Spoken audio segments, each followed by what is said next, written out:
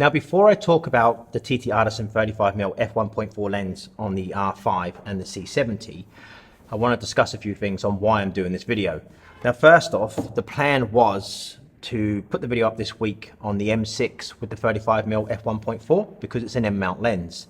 Now, I've shot a couple of rolls of film and then I found out I run out of developer. So I've had to order some, and that should be here by this weekend. So that video should be up this coming weekend. So if you want to see how this lens performs on an M6 with film, wait till the weekend and that video will be online by then. Because like I said, I've shot the 2 rolls of film, I just need to develop it. Hopefully the developer will be here in a couple of days. And before I forget, this is the brand new MacBook 13-inch M1.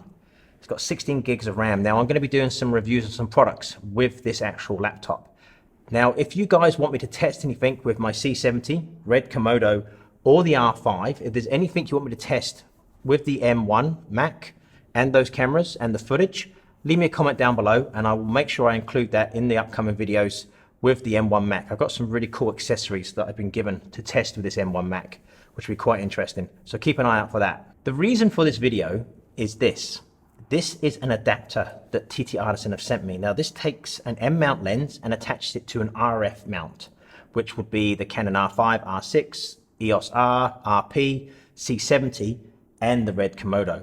So basically what that means is you can attach any M mount lens, Zeiss, Voigtlander, Leica of course, or TTArtisan, to an RF mount camera, which is really cool. And this adapter is really well made. It's an all aluminum or aluminium, depends on where you are from the world. It's got a nice brass button here as well, but it fits really, really well. I'll actually show you on the R5, like that, and on it goes there. And as you can see, it fits really nice on the R5. It's actually very tight too, and it looks good too. Most of these cheaper adapters look really nasty, but this is quite a reasonable price. I'll leave a link to this down below so you guys can check out the adapter if you want to attach M mount lenses to an RF mount camera, basically. And there you go. Now that is a 35mm f1.4 Leica M mount lens, manual focus on an R5, and it looks really nice on there, and it actually is really nice to use on there as well. Now the other thing I've got coming up in a few weeks is they've also sent me this. I've got so many TTArtisan lenses. Now this is the TTArtisan 21mm f1.5 lens. I've done a few quick test shots of it and I've been quite impressed with this lens. It's a nice lens. So let's quickly talk about the lens on the Canon R5 and also on the C70, and then you guys will see a slideshow of some of the photos that I've shot with the R5 and this lens, and also a short video that I shot with the C70 and this lens. And after that video I'll talk about a little bit of a problem I had with my C70.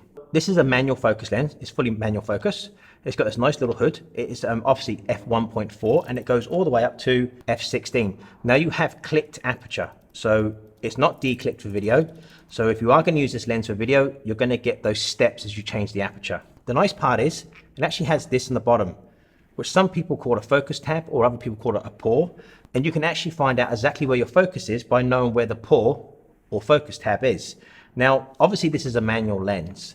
So obviously it goes from the closest focusing, which is 0.7 meters or 70 centimeters, all the way up to infinity. Now, obviously this is a full frame camera. So this is a full frame lens. It's 35mm f1.4 on this camera.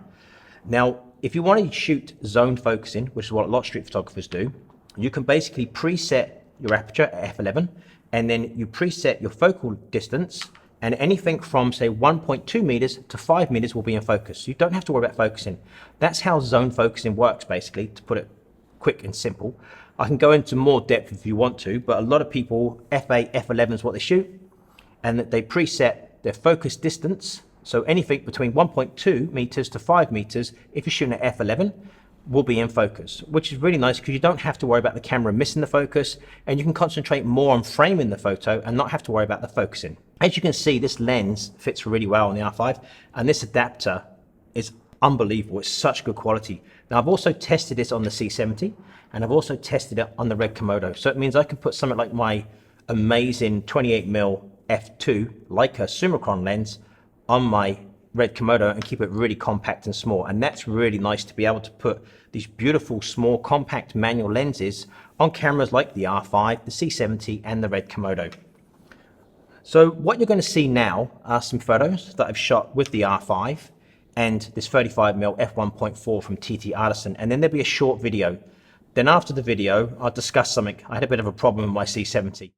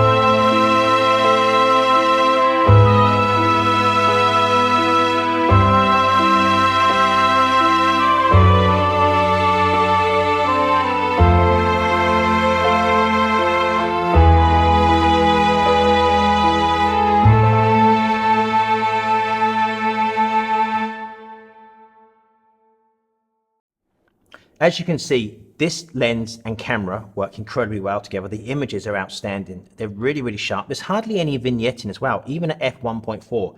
I was quite surprised at how well it works on the Canon R5 with this adapter. Now, the Canon R5 has one of the best EVFs I've seen on any camera, and the focus peaking is the best on any camera I've used over the last few years. So being able to use the focus peaking as well as manually focus with this lens is really, really nice. I'm really, really happy with this combo. I think I'm going to start doing some street photography with the R5 and the 35mm f1.4. I don't normally shoot 35mm, especially with street photography, but on this camera, it balances really well and it's really, really nice to use. Now let's talk about the C70. I am surprised any of that video was in focus.